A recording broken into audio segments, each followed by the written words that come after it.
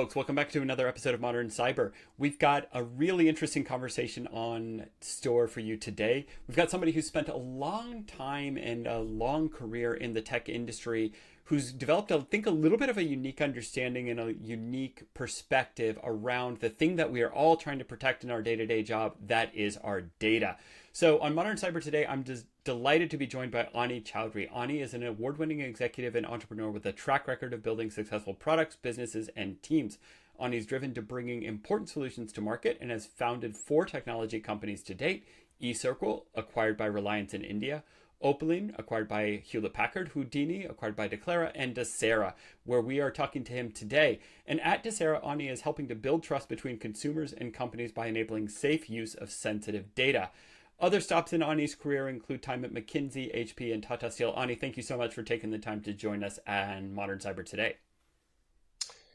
Thank you for having me on the show. Delighted to share whatever I've learned on my journey. Yeah, awesome. So let's talk about that journey and let's talk about, well, actually, maybe let's start with like the problem that you're solving today. So what is it that Dasera helps customers solve today? What challenges? So Dasera is fundamental to what is happening in the world, which is the world is getting very data driven. Now, what we want to do is build a world that is a safer data driven world, which is, yes, we will use the data, but we are also going to protect it, like gold. And that's basically what Dasera does. It automates data security and governance controls for large amounts of data in the cloud, on-prem, structured and unstructured. That's awesome. And that is, I will certainly like agree with you on one point is that we are definitely already in, but increasingly in a data driven world. I'm curious about your story and your journey. Like in your career, how did you start thinking about this problem? Was there like a particular moment or a particular customer scenario, or let's say one job stop that you had that really got you thinking about this problem? Yeah, that's a good question. And like every startup that I've been in, there has been a personal side of the story, and then there is the macro side of the story. And when those two merge, you kind of have the sweet spot of building something that is meaningful to the rest of the world, but is also meaningful to your team and to you. So Mm-hmm. Dasera started at a very interesting time. All my life, I have dealt with data, and I understand the challenges of using data. I understand how it's almost permeable how data moves around. But about in 2019, my Coinbase account got hacked. And at about the same time, and it was apparently something to do with insider threat at AT&T. Like long story, Okay. there are blogs around that. About the same time, I met my co-founder, Noah Johnson, and he had done some work around privacy preserving algorithms. And as a byproduct of that, he had to create a small tool which would basically look at queries that people run on data and be able to tag them for different types of risk. And so when Noah and I met, it was like, this thing about data was important. What had happened with me was important, and we kind of Yeah. brought those together, and we were excited to build Dasera. And I'm curious along those lines. I mean, when you think about, let's say, the initial set of problems that you were thinking about, what was that initial set of problems? I mean, obviously data is involved and data is super critical and strategic, but what particularly about the data were you thinking about? Was it just the lack of understanding and visibility into the different data stores that an organization might have, or was it something else? I think I would say it was something else. We were thinking about it from an insider threat perspective. But when Okay. we went and started talking to companies, they said, well, this that would be great to have. We don't even know where our data is. We don't know what Yep. data we have. We don't know who has access to it. And then comes the risk. And so we kind of went back to the drawing board and, plugged in the other pieces which were more fundamental to getting started. Okay. Okay. And so that problem of visibility, I find that to be true across many technologies, not only data and not only cloud. I mean, I spent a long time in cloud security, and that was always the first challenge that every customer had is we don't know all the stuff we have in all of our cloud environments. I find it to be true in API security, which is what we do in our day to day. Why do you think that's such a consistent problem for organizations? Ah, good question. See, anytime you have an asset, it is at risk, right? So, for Okay. example, if you go back like several tens of thousands of years, tribes would fight over food that is preserved for winter. And so, Yep. anytime you have an asset, it will always be at risk from somebody or the other. And the way I think about it is whether you're looking at cloud security, whether you're looking at APIs, like every type of cybersecurity in the end is protecting what? Data, right? And so that is why I do feel that uh, with the type of technologies, configurations, challenges, uses, this is always going to be, moving goalpost, so to say. That is not going to change. And the more dynamic we get, the more automation we bring in into our lives, the challenge is going to just become bigger and more widespread. Yeah. And so on those challenges, I know you mentioned that, insider threat was one of the things that you had just experienced when you started the company. I'm curious, how long have you guys been at it at Dasera now? About 5 years. During that 5 year process, you must have observed a lot of other kinds of threats and risks around the data. I'm curious, what have you learned over these 5 years? What are some of the other threats that organizations need to think about relative to their data? Because we hear about, we've heard about misconfigurations and accidental exposures of data in the cloud security space for a long time. On the API security side, we hear about kind of broken object level authorization and scraping and data exfiltration and things like that. When you think about the threats that you're helping protect customers against, like what are the things that you've learned and what are the things that really kind of, I don't know, should keep customers up at night? That's a good and hard question, and I don't have a complete answer to that. Okay. To me, the way to think about it is either data is getting exfiltrated or people are accessing data that they should not be accessing. In the Okay. end, these are like, if you think about in bucket terms, these are the two. Yep.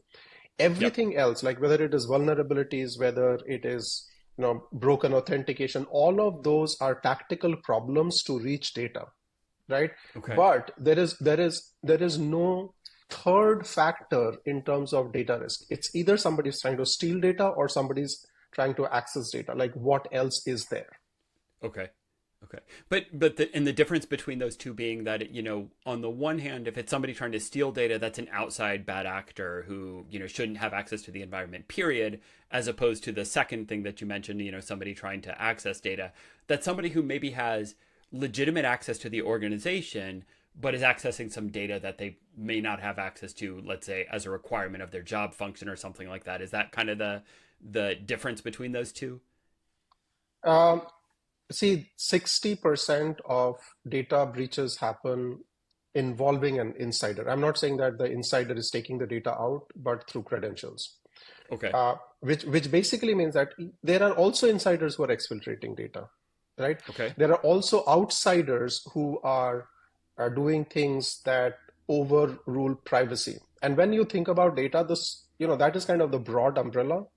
But under that umbrella is also compliance, like what are good practices. So, for example, you may have an intern in a healthcare company who may not be fully trained on requirements of HIPAA and may bring in PII and PHI in the same table. That's Yep. not a security threat, like a direct security threat, but it will lead to a security threat, and that is why there is compliance to help guide some of those behaviors. Yeah.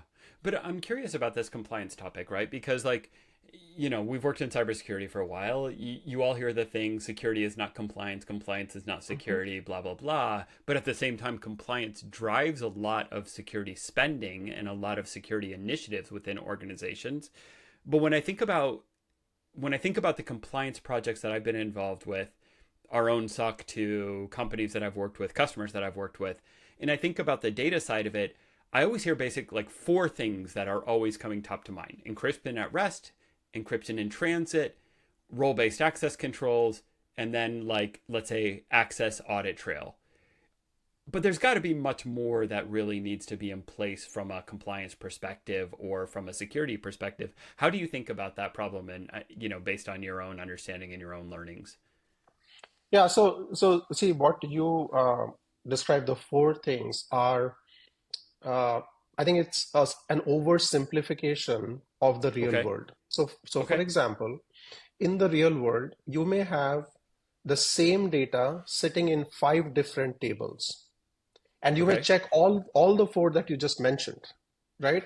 And yet it is possible that one or two of those three copies is unnecessary, which basically increases the level of exposure the company has just because you are storing data in some other place, in an additional place, right? Right. And so there are fundamental things like how you govern data, and I don't want to say data governance because it falls in the you get into data quality and stuff like that, especially from a trade perspective. But how you govern data, what your hygiene factors are around data, I think is a step before that will lead to better results in the four areas that you just spoke about. Yeah. Yeah. I mean, to your point, that example of having multiple copies, that always to me speaks to kind of a general hygiene and Mhm. visibility challenge.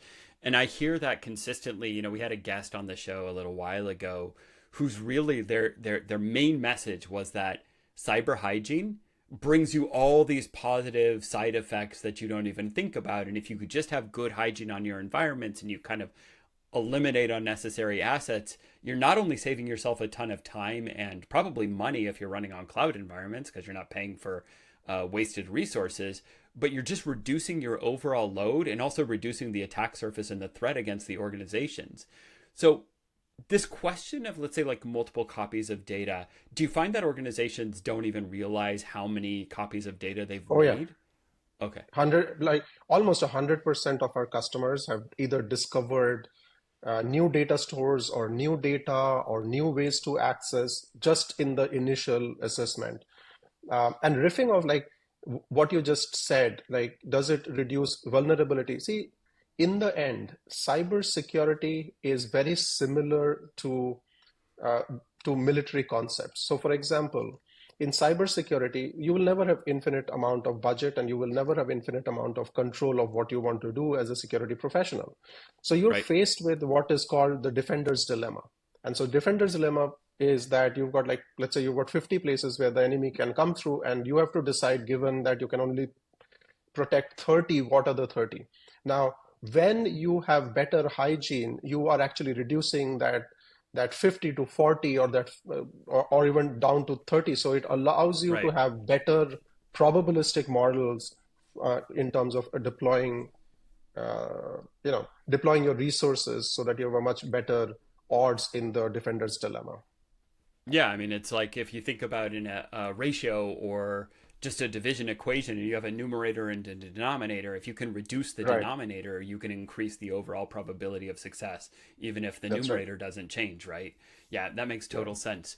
So, talk to me a little bit about, because you mentioned during the assessment process, this always comes out. So, when customers are kind of embarking on, let's say, like a data security journey, what does that Yeah. process looks like? What are the kind of the steps? Is it, I think of security posture management as always being kind of a discovery inventory assessment. Is it pretty similar in the data world? It is very similar in the data world, but I will also caution us when we think about any of our products that we sell to security professionals that the journey starts with assessment. Actually, it does not start with assessment. The journey starts with what a company wants to do, like what is my strategy. A lot of Yeah. times it's very tempting to, like, okay, we've got this solution, let's bring it in, but it is better to figure out, like, what is it that we are trying to do, what are the trade-offs you're uh, willing to make, what are the resources that will be available, and then pick a solution that caters to what you're trying to do in a phased manner. So yes, the journey does start at assessment when it comes to uh, getting stuff done at a tactical basis. Uh, Okay. the thing about posture management, and I have always had a little bit of a challenge leaning into just posture, is that, yeah, in posture it will tell you where you are, but in the end you have to kind of solve for it. If you Yeah. think about what is happening in Russia and Ukraine, and I'm going to talk about a slightly more controversial topic here. If you looked at posture, this war would have been over in a week, right? Yeah. But the reality is, like, 2 years later, it's still ongoing. And so posture is maybe a starting point, and sometimes it does also provide a false sense of security if you're not able to automatically remediate or escalate the issues that are coming up. Yeah. It's interesting. This question about auto remediation has also come up on the podcast a number of times with guests having very strongly opposed views. We had one guest on here who was like, no, automated remediation is actually an anti pattern because what you need to be doing is secure by design. So anytime you find a problem, you should go Yeah, back to the root, redeploy the environment with the fix in place, automate yeah, everything down to the nth degree.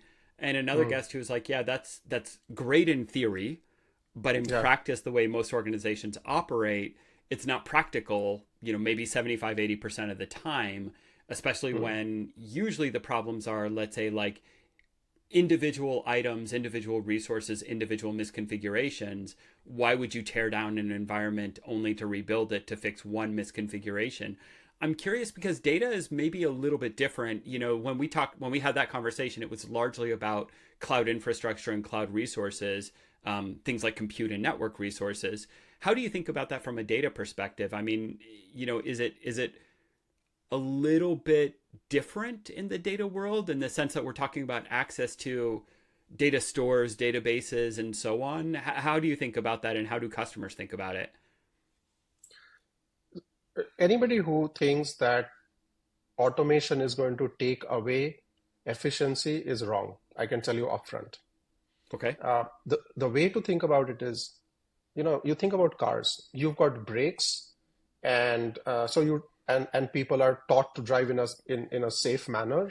Then why do you have seat belts, right? And the point here is this, that it's not either or. It is the power of and, which means Okay. there is going to be a degree of automation, and the objective of that automation is to take care of things that are repetitive so that resources who can use their subjective and objective judgment, which is people, have fewer things to look at. And so they will make better decisions and they will have better time to kind of make the system overall more efficient and secure. Yeah. That's really interesting. I mean, I like your perspective on that. I'm curious when you go into organizations and you talk to them about, let's say, like starting a data security journey or undergoing a data security initiative, how does that tend to play out? Because I imagine that comes kind of during the secondary phase, right? They go through some assessment and then they have to make decisions about what's automation, what's this, and to your point, it's not either or. It's like and we're going to solve this side this way, and we're going to solve that side the other way. Like, how do customers make those decisions? I think there's a bell curve here. So there are companies that are super sophisticated, they've thought about it, they even may have some like homegrown stuff, right?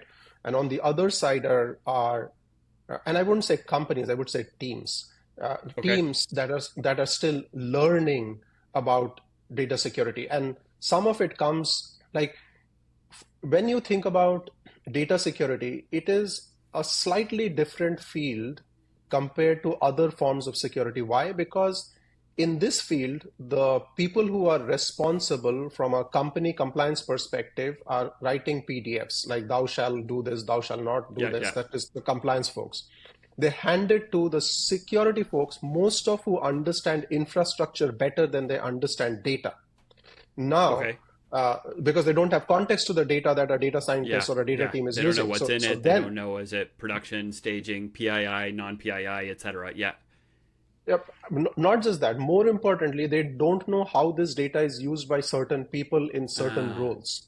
Okay. And Okay. so now the data team is involved in this as well. And if you think about that bell curve, the best companies already have exposure, like the security teams in the best companies already have exposure to data, so they have kind of a rough idea. On the other part of the journey, on the other side of the bell curve, are companies that are like, oh, we have just figured out how to protect our infrastructure. We don't even know what data we have, right? And so there is an entire spectrum of companies in terms of sophistication, in terms of resources, and in terms of intent.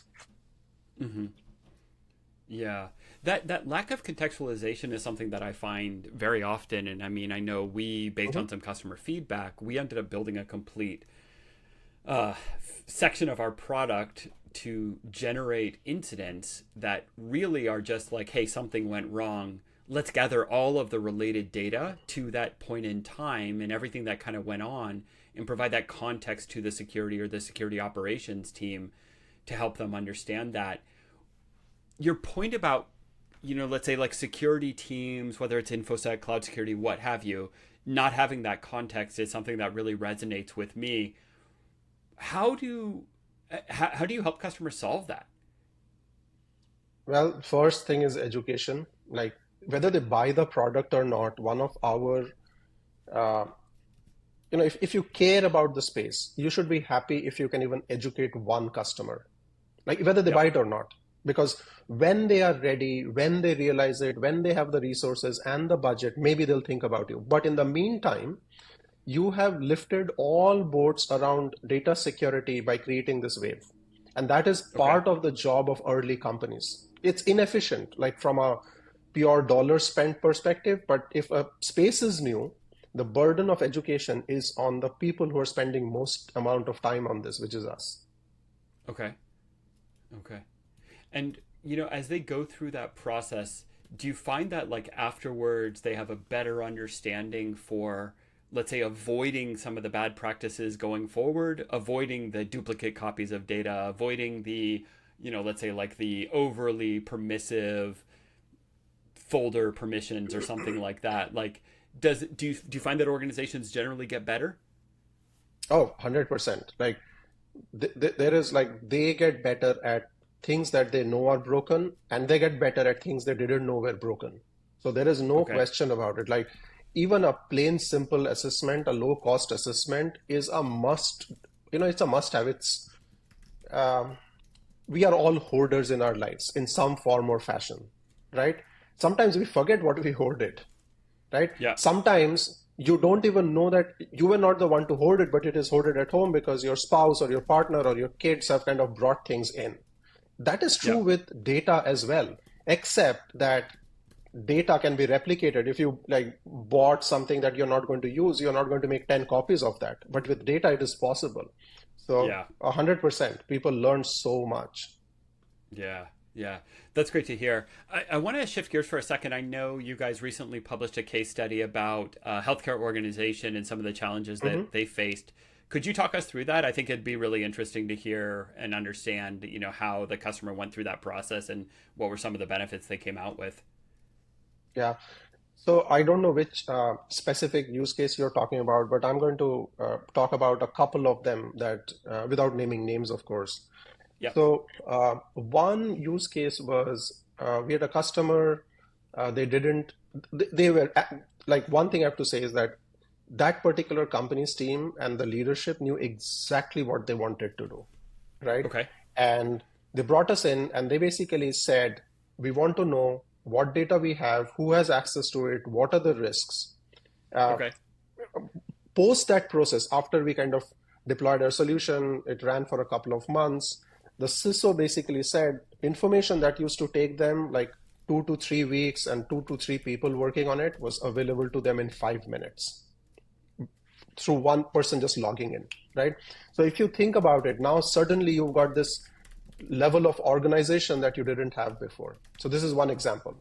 The other example is also another healthcare company. They also knew exactly what they wanted to do. And I know, Okay. and these are success stories I'm sharing because these are the most sophisticated ones. Now imagine Yeah. how the Yeah. world is for people who are not sophisticated. So their use case was that they wanted to make sure that there was no de-identified data in their non-production databases. And there wasn't a dynamic way of doing that because there were Okay. rules to follow, there was identification to be done, and we Yep. were able to basically create an inventory for them in terms of showing them what data was not de-identified, and then create a workflow that would automatically de-identify data based on a bunch of rules. And like this is, and the amount of data like is, they had billions of records that they wanted to take Yeah. care of. Yeah. This last one in particular again really resonates with me. This is a problem that I hear time and again, and one of the largest API data breaches that has happened to date was exactly a case of a testing API in a staging environment, but the data that they were using in that environment was actually a direct copy from production. It had not gone That's through right. a de-identification process. And it's really interesting, this question about de-identification, because I've seen I've seen a couple of different approaches. I've seen those who, kind of take production data, or let's say like a subset of production data, maybe a sample number of records, and then Hmm. they run it through a fuzzer slash de-identifier of some kind, tokenizer, whatever you want to call it. Right. But then I've also seen a lot of interest in an area called synthetic data, where it's Correct. much more about like, hey, I'm going to describe my data structure to you, some Yeah. kind of machine, and you're just going to generate millions of synthetic records that are probable or reasonable for the data structures that I'm using. Do you have any thoughts about what's a better approach, or is it very much like just depends on what works for your organization?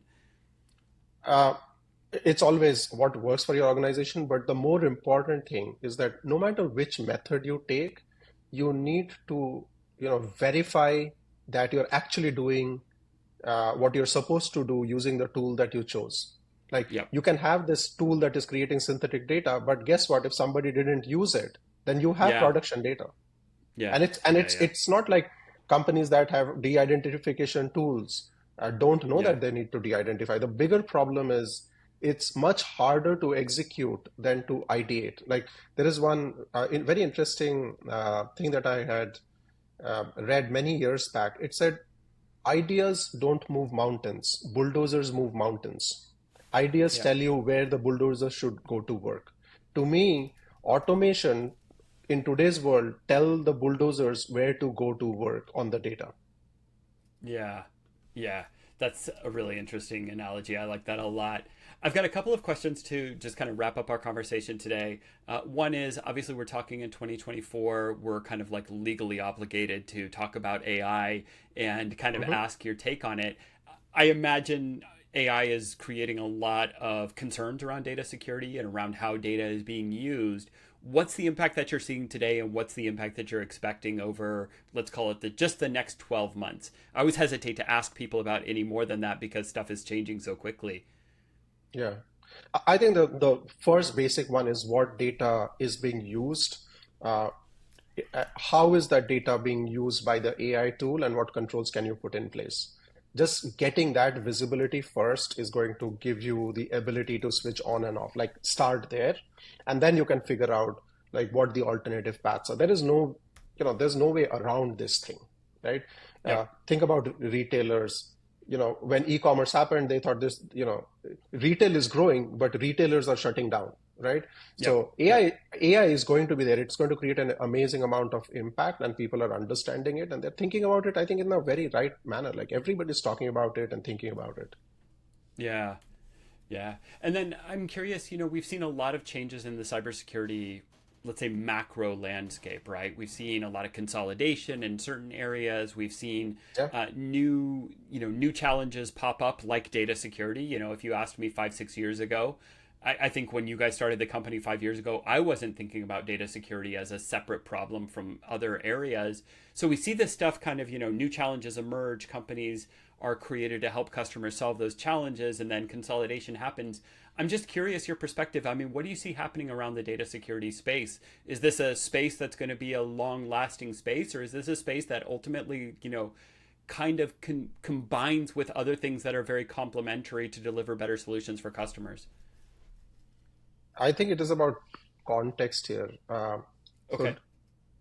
so the way to think about it is there are about 3,500 plus companies in cybersecurity. Okay. What is going to happen, and this is my guess, is there are going to be less than 10 that will provide 360-degree context to different types of variables that impact data protection.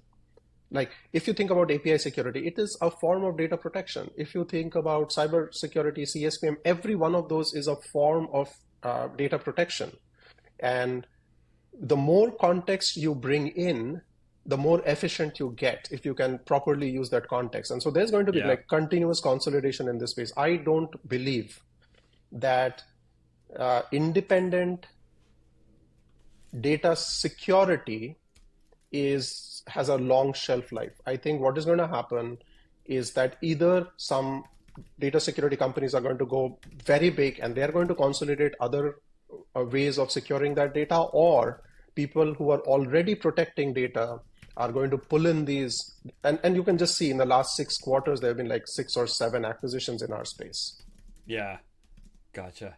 Yeah, I think that's really an interesting perspective. And that whole point about context is something that I've thought about a lot. And, I've written about that consolidation and that contextualization in the cloud security space and spent a lot of time working on exactly that problem.